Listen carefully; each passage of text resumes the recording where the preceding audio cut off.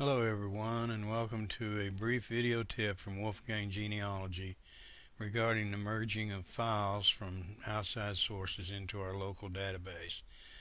This program focuses on small merges that are easy to handle manually, or for people who just are not comfortable using the merge procedure described by Family Tree Maker on their website.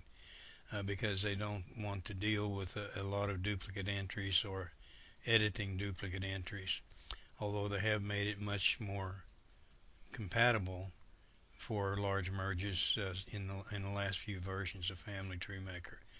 But at any rate, this is just for small merges or for those people that would prefer to enter data manually. So first, let's open our Family Tree Maker page. And we have already browsed to the individual that we want to deal with.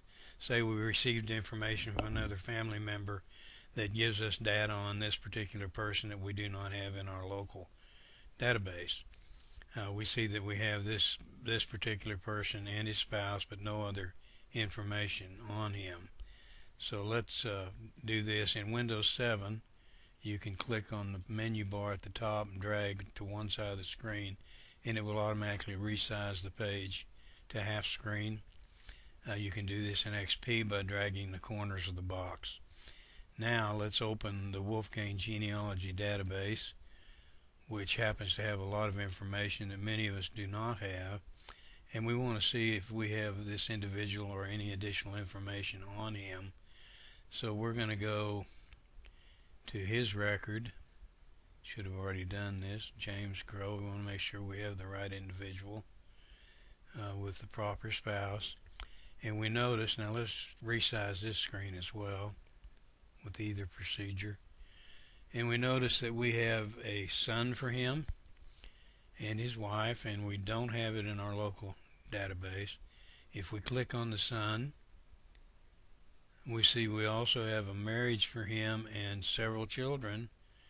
And as we move on down through the records, we find that there's just a lot of information on this particular family that we don't have any record of in our local databases. So the thing to do is to go back to the original record and just start entering information as you normally would. The first step would be to add his son down here and move on from there. And this is a simplified method of entering data manually from an outside source.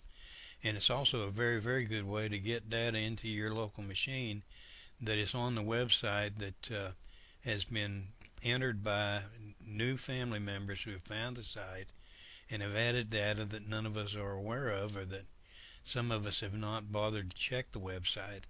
So keep this handy tip in mind, and hopefully it will help you in small job merges, or for those who are just not comfortable with big merges. Otherwise, you can go to the Family Tree Maker website and search for merges, and it will give you step-by-step instructions on how to merge GEDCOMs. Many of you have received GEDCOMs from me that have the latest updates to the site, and it is possible to merge that GEDCOM into your Family Tree Maker program. Just be sure to save the existing database that you have so that you can protect your entries. Thanks, and visit us again.